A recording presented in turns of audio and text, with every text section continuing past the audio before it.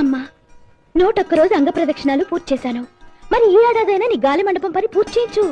నీ తల్లో నాగరం బిళ్ళ, మెళ్ళో కాసుల పేరు, నడుక్కి నవరత్నాలు గొలుసు చేయిస్తానన్న పంచాయతీ పెద్దలు ఉలకరు పలకరు అటు ఊసి ఎత్తరు. ఈ కార్తీక మాసంలోనైనా అవన్నీ నీకు సిద్ధమైతే 101 రోజు ఉపవాసాలుంటానే. భవాని, అందరూ వాళ్ళు కోరినవి తీర్చమని అమ్మోరుకు మొక్కుతారు. నువ్వేమిటి ఎప్పుడు అమ్మోరు కోసం మొక్కుతావు? గుడి తలుపులు తెరిచేది నువ్వు, తుడిచేది నువ్వు, ముగ్గు పెట్టేది నువ్వు, ఆవిడ్ని నిద్రలేపేది నువ్వు ఆవిడికి చేసేది కన్నతల్లికి కూడా ఏ బిడ్డ చేయదమ్మా. అది కాదు బాబాయ్, ఆవిడ అందరి కష్టాలు తీరుస్తుంది. ఆవిడ గురించి ఎవరు పట్టించుకోరు. ఈ ఊరి కోసం అమ్మోరైంది, నాలాంటి అనాథలకి అమ్మైంది. తనకని చందాలు వసూలు చేసి పెంకుటిల్లు కట్టించుకున్న రంగనాయకులు కూడా తన బిడ్డ అనుకుంటుంది. ఏమందు అదే నేనేమనంటే మాత్రం నా కల్లో కనపడి బాధపడిపోద్ది. ఊరికే ఏంటో మరి ఆవిడ. మిమ్మల్ని ఇద్దరిని చూస్తూ ఉంటే దేవతా భక్తురాలలా ఉండరమ్మా, తల్లి బిడ్డల్లా ఉంటారు. అది కాదండి, నాకు మాత్రం ఎవరున్నారు?